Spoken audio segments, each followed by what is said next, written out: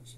What could it possibly be? You'll find out before 4 o'clock. In the meantime, you're going to find out lots about the village people who are this time around all from Keyworth.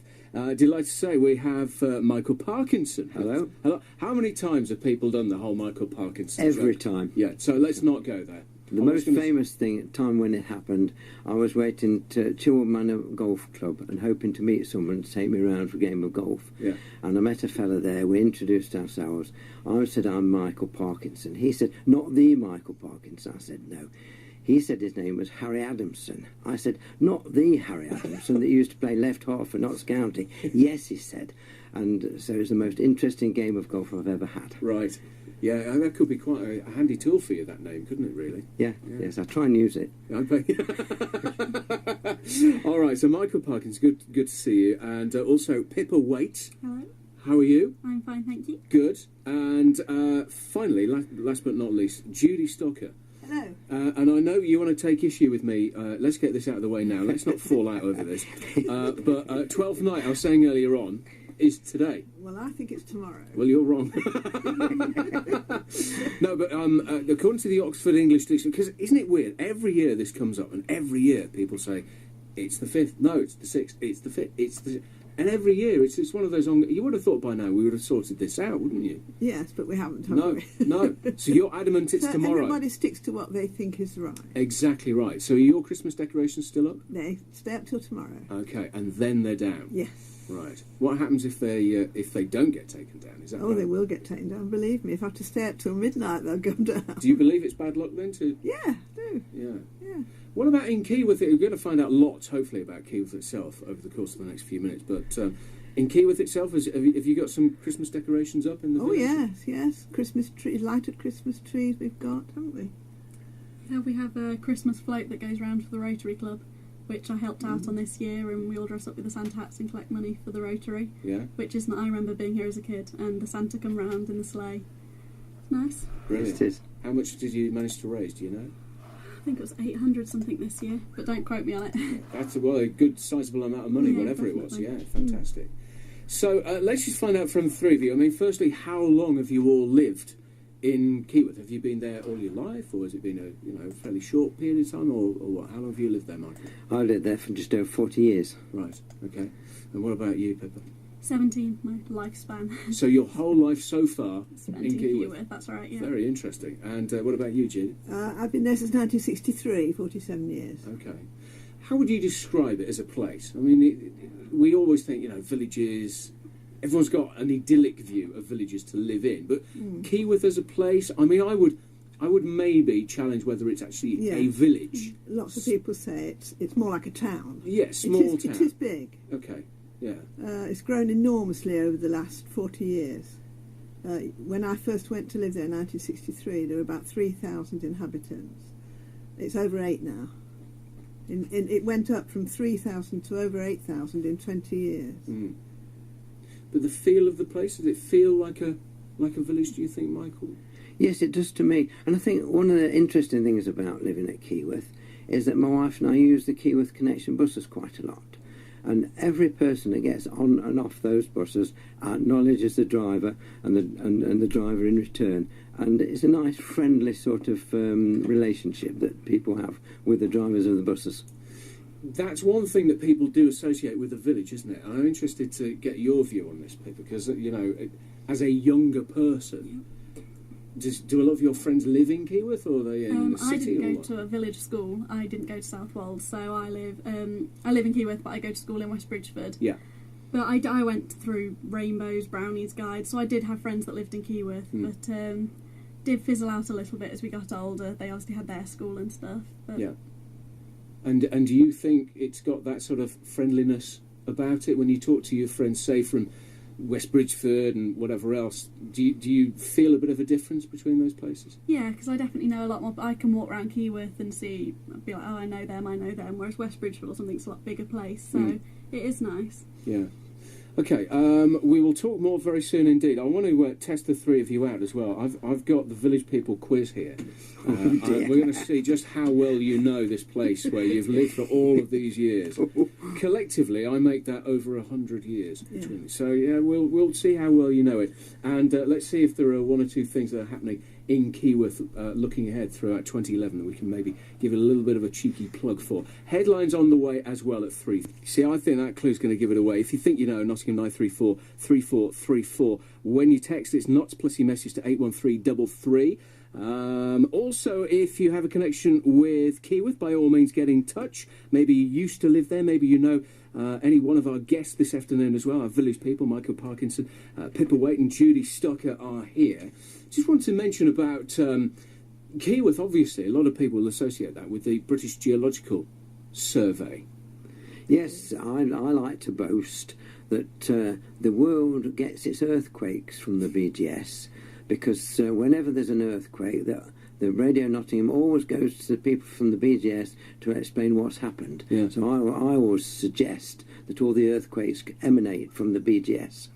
They're creating work for themselves there, aren't they, really? They're sort of tucked away out of the village At the somewhere, bottom of the village, yes. Yeah. It's a building that used to be a teacher training college. Okay. It was built as a teacher training college, and then when teacher training colleges were closed down, ours was closed, and the Department of Environment bought it over, and it became the BGS. Do many people work there? Yes, a lot of people, yeah. How many would you say? I don't know exactly how many. Half of them, I think. Oh, Michael, that's terrible. Can't come on the radio saying outrageous things like that. Also in Keyworth, wasn't there something about a Tesco? I know this is a hot topic wherever you go. Wasn't there one proposed? Topic, yeah. The village was up in arms about it and fought the possible building of a Tesco in the village. It just wasn't a suitable site. Right. And the planning permission's been turned down, but we're not stopping, because I guess Tesco might come back and try again. Yeah. So we're hoping they don't. They do seem to be springing up everywhere. I mean, what was it that you didn't like about the idea? The size of it? The size, B, well, mainly the traffic. Yeah. It's a fairly narrow lane, which their planning application was to reduce in width, to make a nice wide pavement outside the shop, and it just wasn't suitable. The building didn't go with the other buildings around about it. It was just a modern square building, and the roundabout, it's got old village houses. And so that's gone for the time being. Yes, but you're obviously keeping an eye on future applications. We are, yeah. What have you got in terms of other amenities in the village? Let's talk about, shops and pubs and things like that. How many pubs are there? Wouldn't have a clue. I don't. think. 5? The Plough, the Sow. This isn't part of the quiz, by the way. We haven't started the quiz. 4 or 5. 4 or 5. Okay. And from your point of view, Pippa, is it, do you sort of go out in Keyworth, or when you go out, where do you go? You mates? I personally don't go out with friends in Keyworth particularly. Great for walking my dog. You're not exactly far away from the countryside. Yeah. And I've been riding for 10 years, if not more, and great countryside, like riding around. I spent most of my childhood actually at the stables, so it's got a lot there going on for it. Yeah. Well, also I was reading earlier on, there's a half marathon in December. What's that called? The Turkey Trot. The Turkey Trot? Yeah. How long has that been going for? Obviously, I don't know, 10, 15 years? I don't know exactly. Was it a fundraising thing? Yes, I think so. And the Scouts are very good at helping with the monitoring and everything, because you need people all over the place to make sure that the runners don't upset traffic and anybody else who wants to use the roads. Yeah. Most of it's run on roads. Yeah. Very popular. Have any of the three of you ever taken part? No. Or helped out in there? Have you not, Michael? No. Are you down as a runner? No. What about you? I haven't, no. No? Not tempted? Maybe, Next year? Maybe. Yeah, okay, fine. Good to watch, possibly.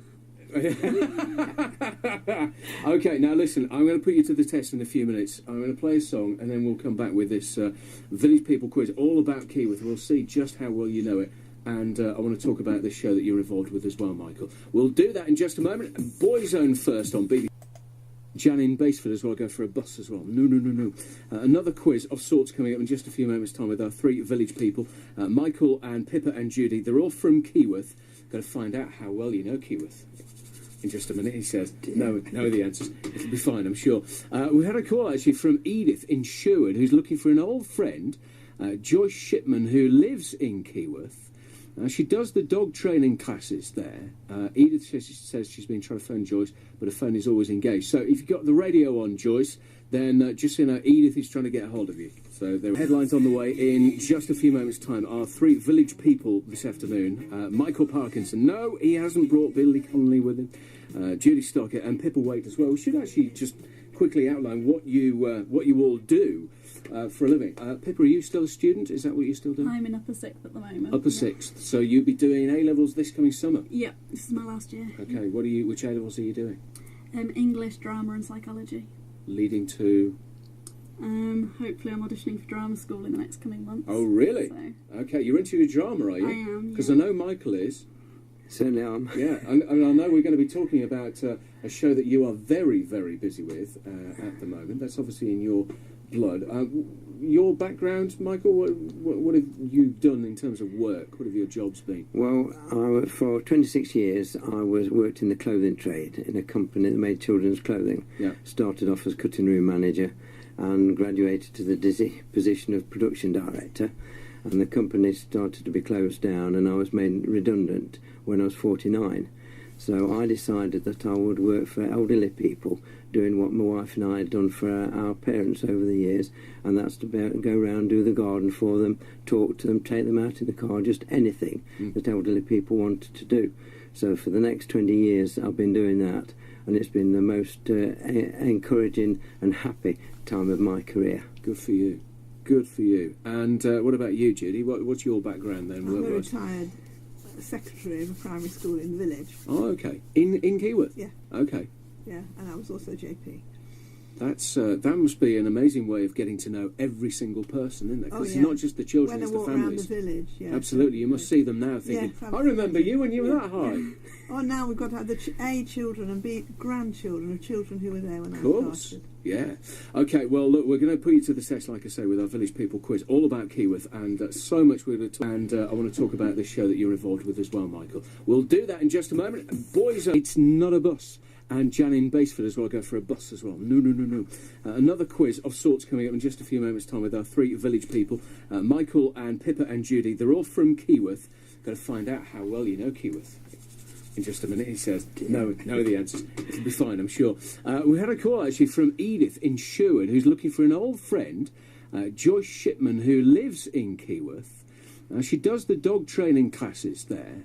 Edith says she's been trying to phone Joyce, but her phone is always engaged. So if you've got the radio on, Joyce, then just so you know, Edith is trying to get a hold of you. So there we are. And just in case you haven't got a number, we have it here. We're just talking there, because Pippa, you've got a dog, haven't you? I do, yeah. What colour's your Labrador again? Yellow. A yellow one? Is she as daft as my dog? He?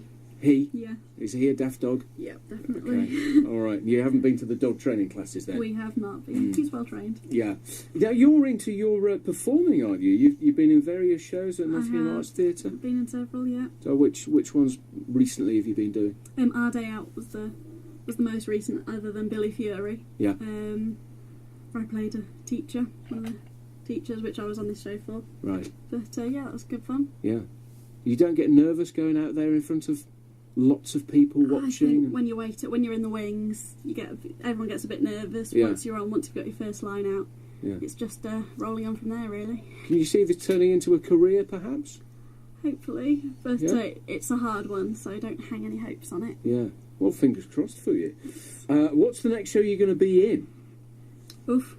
Well, Michael here's producing a Billy Fury show. We've done it once at the Nottingham Arts Theatre, but he can tell you more about it. Yeah.